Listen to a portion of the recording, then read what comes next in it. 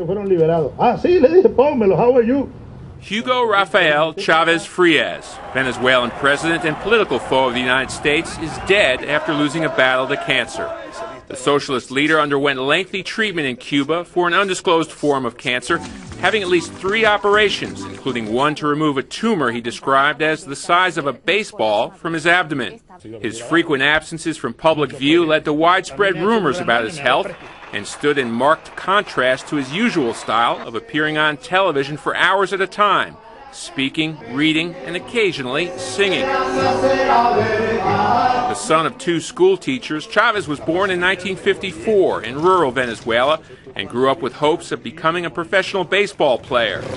Instead, he entered the military, rising to the rank of colonel and engineering a failed coup attempt in 1992. Chavez was jailed but soon released and ran successfully for president in 1998.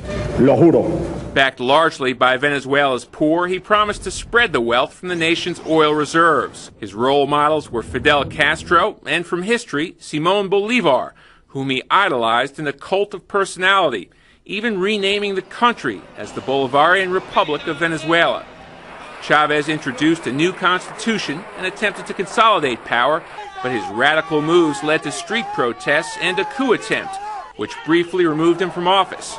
2 days later, he was returned to power with a bitter hatred for the U.S. government, whom he blamed for the coup attempt. Huele a azufre todavía. He referred to the U.S. as the evil empire and famously branded U.S. President George W. Bush as the devil during an address at the United Nations, and he warned his countrymen frequently of an impending U.S. invasion of Venezuela.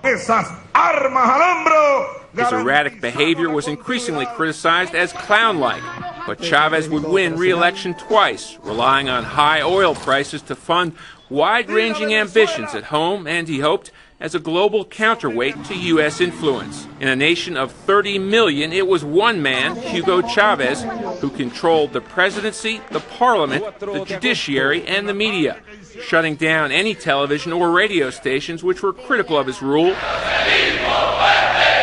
and forging ahead with increased government control over the private sector. Nationalize it became a catchphrase Chavez would say in front of the cameras, pointing to a business or a building that would suddenly, by virtue of his decree, be under state control.